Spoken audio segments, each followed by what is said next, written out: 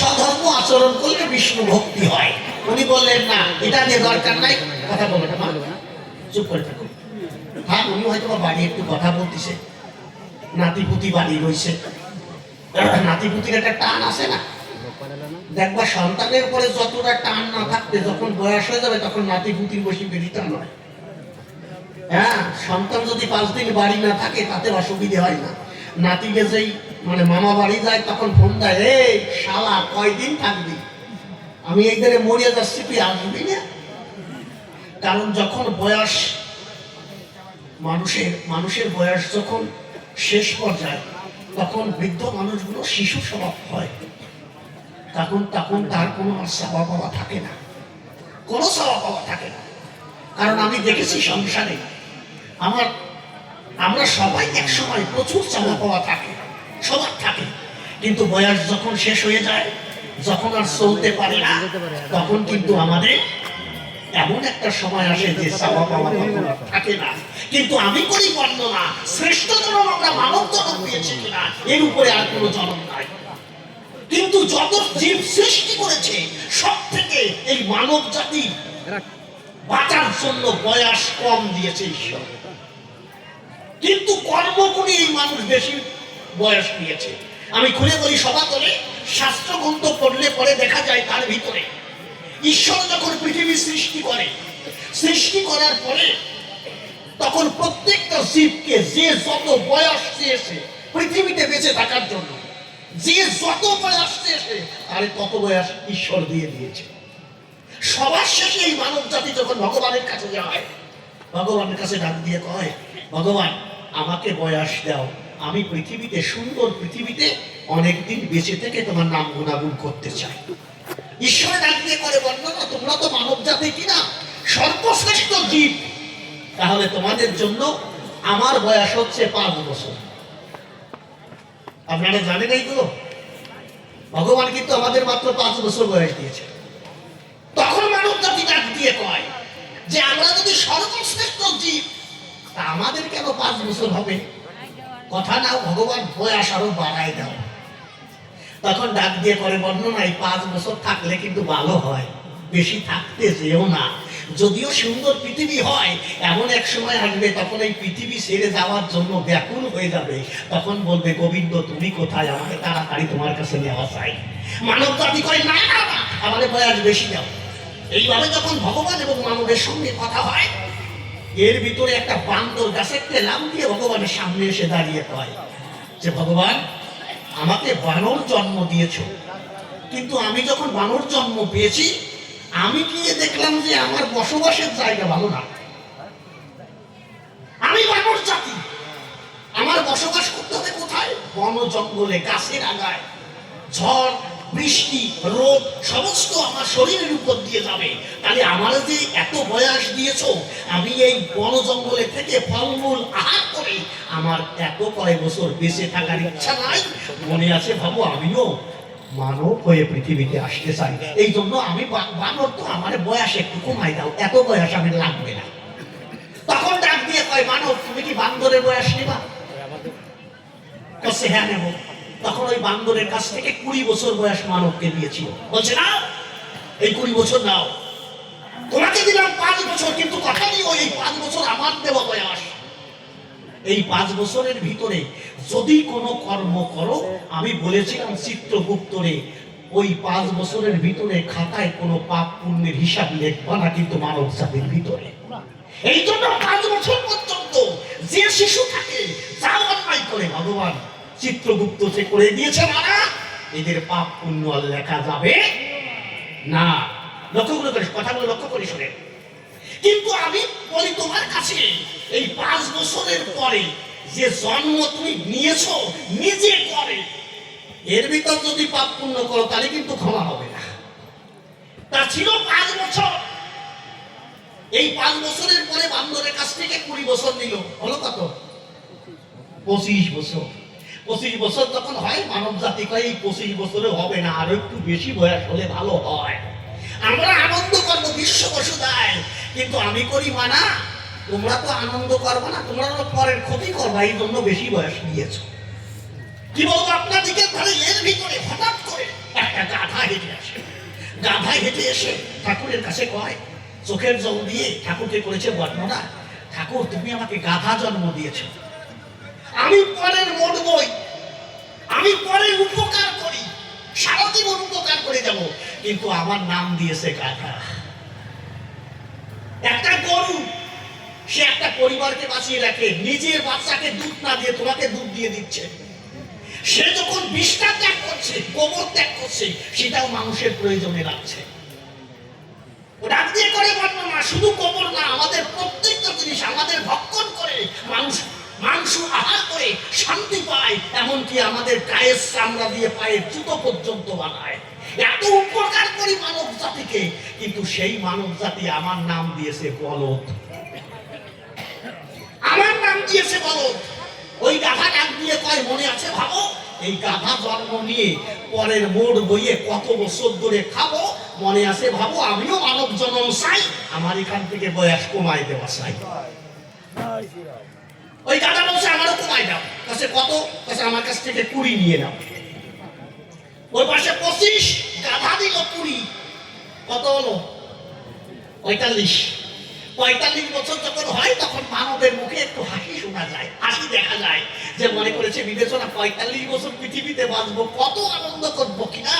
মনে আছে ভাবো, আমি সারা জীবন আনন্দ করে পৃথিবীতে কাটাবো, কারণ সুন্দর পৃথিবী, কি বলবো আপনাদের কাছে, আগে পরে তো এইরকম দেখে নাই, মনে আছে ভাবো।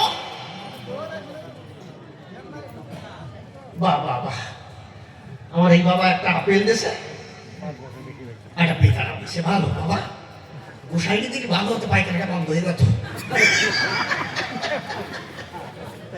গান গাওয়া লাগছে,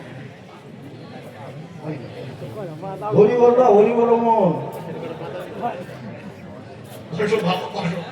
আলোচনা করতিস তো, পরে আসো পরে আসো, আমি আলোচনাটা করতে দিই, আলোচনাটা নষ্ট হয়ে যাবে। শুনবেন যত নরনারী যখন 45 বছর মানব দেহ ধরি, 45 বছর পেল, এইভাবে যখন ভগবানের সঙ্গে কথা হয়, একটু লক্ষ্য করে শোনো, যখন ভগবানের সঙ্গে কথা হয়, এর ভিতরে হঠাৎ করে একটা কুকুর এসে সামনে দাঁড়ায়। কুকুর যখন এলো তখন ডাক দিয়ে ভগবানকে বললো, ভগবান আমার কুকুর জন্ম দিয়েছ, কিন্তু আমি যখন পৃথিবীতে আসি, আমি তোমার কাছে প্রকাশী, আমার জন্মটা তেমন ভালো না, কারণ আমি পরের বাড়ি পাহারা দেওয়ার জন্য তৈরি করেছি, তা পাহারা মোটামুটি দেবো, তারপরও পরের লাথি কিন্তু আমি খাবো। কুকুর দেখছো, দেখলি লাথি মারে, কেউ টেনা চালায় মারে, তার মানে কি এই জন্ম ভালো না, এই জন্মে এই কুকুর জন্ম নিয়ে লাথি গুতো খাওয়ার মতো আমার ইচ্ছা না, তারপরও আমার যে খাবার তুমি তৈরি করেছো, তুমি সবকিছু দিয়েছো, সমস্ত জীবকে খাবার দিয়েছো, আমাকেও যে খাবার দিয়েছো, সেই খাবারটা বেশি ভালো না। মনে আছে ভালো, আমিও মানব জন্ম পাবো যাতে তোমার সাধন ভজন করতে পারি, মনে আছে ভাবো, আমার বয়স এখান থেকে কিছু কমাইয়া দেব। বলছে মানবরে, বলছে তুমি নেবা নাকি, উনি তো রেডি, উনি ডাক দিয়ে কয় আমরা নেব, কারণ পৃথিবীতে আমরা শ্রেষ্ঠ জাতি, মানব জাতি, আমরা বেশি দিন বাঁচতে চাই। তখন 20 বছর দিয়ে দিল কুকুর, ছিল 45, কত হলো 65 বছর। যখন 65 বছর হয়, দিয়ে যায় সত্য পরিচয়, কুকুর চলে গেল, এর ভিতর দিয়ে আকাশ দিয়ে একটা শকুন উড়ে এলো। শকুন উঠতে উঠতে যখন ভগবানের কাছে এসে দাঁড়ায়, শকুনকে ডাক দিয়ে কয় তোমার আবার কি হলো। ভগবানকে করে বর্ণনা, ভগবান শকুন জন্ম বেশি ভালো না। বলছে কেন, বলছে সে সব থেকে বেশি খারাপ লাগছে, আমাদের দুটো পাখা দিয়েছো, আমরা আকাশে উঠতে পারবো, সুন্দর পৃথিবীটা ঘুরে ঘুরে দেখতে পারবো, কিন্তু আমাদের খাবারের ব্যবস্থাটা বেশি ভালো না, কারণ মরিয়ে নষ্ট হবে, মানে পচিয়ে যাবে। কি খাই শকুনি, পচা মাংস না, এই পচা মাংস খাবার ব্যবস্থা করেছো, এই পচা গলা মাংস আমরা খেতে পারবো না। মনে আছে ভাবো, তুমি যখন দিয়েছো খাবো, কিন্তু এত জন্ম দিয়েছো, এত জন্ম ধরে এই পচা গলা খেতে পারবো না, মনে আছে ভাবো, কিছু বয়স কমাই দাও। তখন মানব রেখেছে নিবা নাকি, দেও, 20 বছর দিয়ে দিল, 65 ছিল, কত হলো 85 বছর। ভগবান আশীর্বাদ করেছে, না 85 বছর পর্যন্ত তোমার বয়স হলো, আরো 20 দিলাম, আমি 20 দিলাম, কর্ম অনুসারে বাঁচবে, যদি ভালো কর্ম করো বাঁচবে, নাহলে 85 শেষ হয়ে যাবে। কি বলবো আপনাদেরকে, তারে মনে রাখবেন বয়স হচ্ছে 5 বছর ভগবানের দেওয়া। ভগবান ডাক দিয়ে কয় এই 5 বছরের ভিতরে পাপ পুণ্য হিসাব লিখবে না চিত্রগুপ্তর খাতায়, কিন্তু এর পরের থেকে লেখা হবে। দেখবেন 5 বছর বয়স ছেলে মেয়েদের হয়ে গেলে 5 বছর থেকে 25 বছর পর্যন্ত ছেলে মেয়েদের একটু বান্দরের স্বভাব থাকে। সত্যি কথা কিনা? কেন বান্দরের স্বভাব থাকে? কারণ বয়স যে বান্দরের বয়স, তোমার স্বভাব তো মানে না। আমি করি বর্ণনা, বান্দর যে বয়স দিয়েছিল, দেখবেন আর 5 বছর পরের থেকে, 5 বছর পর্যন্ত না, 5 বছরের পরের থেকে 25 বছর পর্যন্ত তোমার ছেলে মেয়েদের বান্দরের স্বভাব থাকে। আমার বারবিটার বয়স মনে হয় 7 বছর। আমার মা ওর নাম রাখছে 19 বান্দর। এই জন্য চলো ধরে করি না। এই 25 বছর পর্যন্ত 5 থেকে 25 বান্দরের স্বভাব মানুষের যায় না। 25 যখন হলো পিতা মাতা চিন্তা করতে লাগলো, আরে ছেলে 25 বছর হয়ে গেছে, পূর্ণ যুবক, মনে আছে ভাবো এই ছেলেকে এখন বিবাহ দেব। ছেলেকে যখন বিবাহ দেয়, নাঙল জঙ্গল যখন গাড়ে ওঠে, ওই 25 থেকে 45 বছর পর্যন্ত ওই সংসারের খানি গাধার মতো টানতে হয়। সংসারে বসে 25 থেকে 45 তার গাধার মতো সংসার টানতে হয়।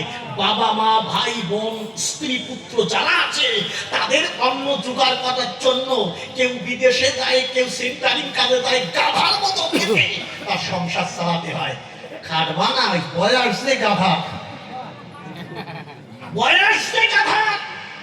আমি তোমার কাছে প্রকাশী, বয়স যখন গাধার হলো 45 বছর পর্যন্ত গাধার মতো, তখন আমারও খাটতে হবে। আমি বলি আপনাদিকে কাছে 45 বছর যখন হয়ে গেল, এখন ছেলের বয়স যখন 45, এর ভিতরে ছেলে মেয়ে বড় হয়ে গেছে। 45 বছর বয়স মানে ছেলে মেয়ে বড় হয়ে গেছে। এখন ছেলে মেয়ে 45 বছর বয়স হয়ে গেলে, মানে একটা লোকের বয়স যদি 45 বছর হয়, তাহলে ছেলে মেয়েদের বয়স কত হয়? 20, 22, 25 হয়ে যেতে পারে। তখন বিয়ে দেওয়ার সময় হয়ে গেল না, তখন ওই ছেলে মেয়েদের আবার বিয়ে দেয়। মানে যার 45 বছর বয়স হচ্ছে ওর ছেলে মেয়ের বিয়ে দেয়।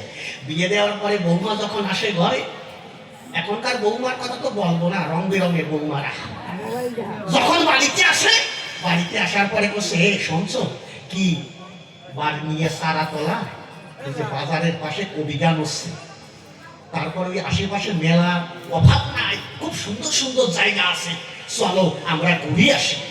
এখন বলতে চাই ঘুরে আসি মানে কোষ কি, বাবা মা রয়েছে, বাড়িঘর দেখবে কিনা, কোষে কি হয়েছে, ওই কাজ করো, বাড়িটা কি তো বাড়ি, আমরা যাই ঘুরে আসি। তখন ওই রাত্রে বউ কইছে, সকালবেলা মা বাবার কাছে যে বলছে, বাবা আমি তোমার বৌমারে নিয়ে মাসখানেকের জন্য ঘুরতেই যাচ্ছি, তোমরা একটু বাড়ি দিয়ে পথ দিয়ে রাখো। বাবা মা ডাক দিয়ে কয়, তোদের সুখের জন্য তো সবকিছু করেছি, যা ঘুরি আজ, আমরা পথ দিবানি। 20 থেকে 65 বছর পর্যন্ত তখন ছেলে মেয়ে কি করে, তারা যৌবনের তাড়নায় বউকে নিয়ে আলাদা খায়, বউকে নিয়ে চাকরি করতে যায়। তখন ওই বুড়ো বাবা মা ওই বাড়িটারে পথ দেয় 65 বছর পর্যন্ত। কারণ কি, ওই বয়সটা যে কুকুরের বয়স। কুকুর যেমন বাড়িতে পাহারা দিয়েছিল, তোমারও পাহারা দিতে হবে, মিথ্যা কথা নয়। 65 বছর যখন বয়স হলো, কথাটা সবাই বলা ভালো, 65 বছর বয়স হবার পরে তখন আর দেহ আর চলে না, পাও আসল হয়ে যায়, শ্রবণ শক্তি কম হয়ে যায়, দৃষ্টি শক্তি কম হয়ে যায়, আর চলে না।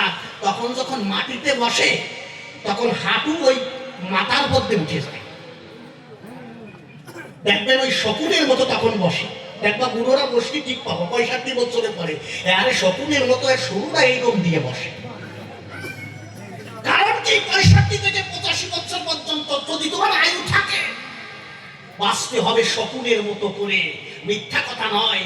শকুন যেমন পচা গলা খেয়ে তাদের জীবন ধারণ করে, সেই সময় 65 বছর হলে পরে তখন ওই বুড়ো বুড়ির যত্ন থাকে না সংসারে, তখন ওই বুড়ো বুড়োটি লাঞ্ছনা গঞ্চনা স্বরূপ পচা খাবার ওই 85 বছর পর্যন্ত বসে বসে সংসারে বসে খায়।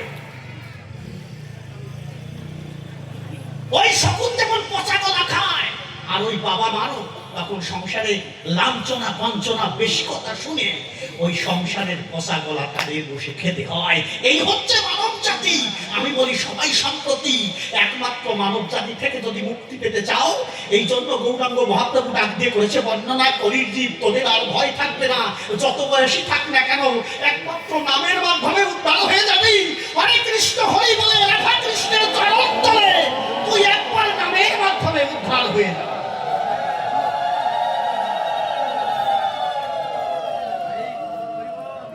এই জন্য মহাপ্রভু যিনি এই মধুমাখা নাম নিয়ে এলেন, তিনি পাপাচ্ছন্ন কলিজীবকে ডাক দিয়ে কয় তোদের আর ভয় নাই। নিতাই তো এসেছে নদিয়ায়, নিতাই ডাক দিয়ে কয় নিতার মতো বৈষ্ণব আমরা পাই কোথায়। নিত্যানন্দের কপালে তখন ওই জগাই মাথায় কলসির কাঁথা মেরেছিল, মিথ্যা কথা নয়। নিতাই সেদিন বলেছিল যে মেরেছিস কলসির কাঁথা, তাই বলে তোদের প্রেম দেব না। এমন দয়াল অবতার এসেছিল জগতের ঠাই, পাপাচ্ছন্ন কলিজীবকে এই নামের মাধ্যমে উদ্ধার করে দিয়ে যায়। এই জন্য আমাদের কলিযুগের কপাল ভালো, মানব জনম নিয়ে আমরা মহাপ্রভুর চরণধুলি পেয়েছি জগতের ঠাই। সেই মহাপ্রভুর কাছে প্রশ্ন করেছিলাম, প্রভু কথা নাও, জ্ঞানও থাকবে ভক্তিও থাকবে, ভগবান দর্শন হয়। আমার কাছে না, ও পথে হবে, ও দেখা টাকা হয় না, আমি প্রমাণ দিচ্ছি। উনি কি প্রমাণ দিয়েছে তা আমি জানি না, আমার প্রমাণ শোনে। জ্ঞান শূন্য না, জ্ঞান মিশ্র ভক্তি, অর্থাৎ জ্ঞানও থাকবে ভক্তিও থাকবে, তাহলে ভগবান দর্শন হবে। যখন কুরুক্ষেত্রের যুদ্ধ হলো, আপনাদের কাছে বলা ভালো, কুরুক্ষেত্রের যুদ্ধে ভগবান শ্রীকৃষ্ণ কার রথে সারথি ছিল? অর্জুনের। তাহলে অর্জুনের রথে সারথি আমার ভগবান শ্রীকৃষ্ণ।